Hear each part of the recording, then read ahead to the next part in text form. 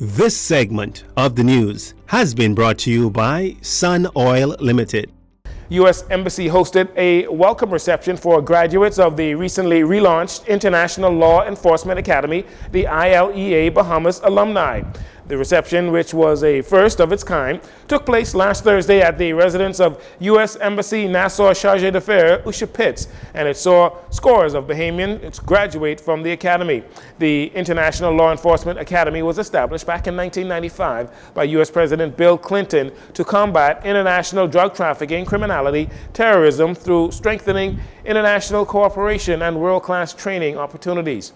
The academies are based in Ghana, Hungary, Thailand, Botswana, New Mexico, and El Salvador, which serves the Latin American and Caribbean region. Over the years, 422 Bahamians from the Royal Bahamas Police Force, the Financial Intelligence Unit, public prosecutors, the Department of Immigration, Customs, and Correctional Services have been benefiting from the Academy's training. Chargé Pitts commended the individuals for their accomplishments. She said the training has yielded impressive results, having seized over $1 billion worth of illicit goods, making hundreds of arrests, recovering kidnapped victims and trafficked individuals, plus more. With new investigative techniques and tactics acquired from the ILEA, Bahamian law enforcement officers are better equipped to stem the tide of transnational crime. Commissioner of Police Clayton Fernando, a 2010 graduate of ILEA's Law Enforcement Management Development Program, was also in attendance and expressed his appreciation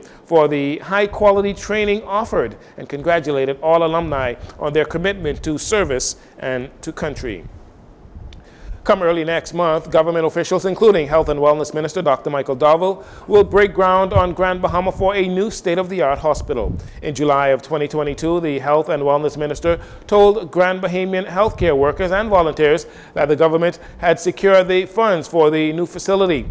Earlier this month, he told parliamentarians that his ministry's architects, engineers, and health planners have completed the first phase of the hospital's designs and requests for proposals to award contracts. They were expected to go out to tender this month.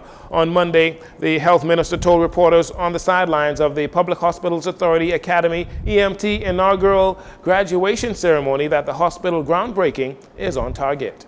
I'm pleased to report that early next month we will be breaking ground for that facility, and we are so excited because for the first time we will unveil exactly what we are doing with that facility in Grand Bahama. As the construction for the new hospital gets underway, it begs the question, what will become of the Rand Memorial Hospital, which is currently in a state of disarray? Since the passing of Hurricane Dorian, patients still find themselves having to wait on the outside before being seen by medical personnel. The health minister says the development of a modular unit similar to the one being constructed at the Princess Margaret Hospital is also underway on Grand Bahama. Well, as we speak, I don't know if you've been paying attention what's going on at the Princess Margaret Hospital, but our modular units are now in place and they are actually getting resolved. I believe very shortly the team and engineering crew will be heading to Grand Bahama to put those modular units in place to resolve that issue of triaging patients on the outside of the Rand Memorial Hospital. Plans also remain underway for the construction of 9 new clinics throughout the Family Islands, including a mini hospital on Eleuthera and renovations to 17 existing clinics. The Public Hospital Authority Academy held its inaugural graduation ceremony at the Miles Monroe Building Diplomat Center on Carmichael Road on Monday. The ceremony recognized people who have successfully completed the Emergency Medical Technician's basic training, as well as those who have successfully completed the Advanced Training Program. Minister for Health and Wellness Dr. Michael Dovell says those who have completed the Patient Care Advocate Certificate Program will be deployed to the Princess Margaret Hospital and the Rand Memorial Hospital with a mandate to improve patient care and services. All our graduates are going to be earmarked for New Providence as well as our Family Islands. You realize we have some advanced emergency medical technicians and those who are just starting out. We made it very clear that we are about to put in the Family Islands emergency medical technicians, and this is our first cohort. As you can see, some of the graduates are from Eleuthera, some are from Andros, some may be in Grand Bahama, but there's still a lot more islands that are not represented, and the managing director and the PHA Academy will be bringing on some additional training throughout the Family Islands, but we can only do them in small groups because they have to have enough ambulance time in order to pass the course itself. Also in attendance at the award ceremony was Prime Minister Philip Davis. Be the EMT you want, showing up for your mother, showing up for your father or your child. Be the patient advocate you want, showing up at your sister's bedside or your brother's. I say this because a career in healthcare is not simply a job. It is a calling, especially a career as a first responder where lives hang in the balance. This is not a profession where you punch a time card and watch the seconds tick away until you can punch out and go home. Your work as an EMT, as an advanced EMT or paramedic matters.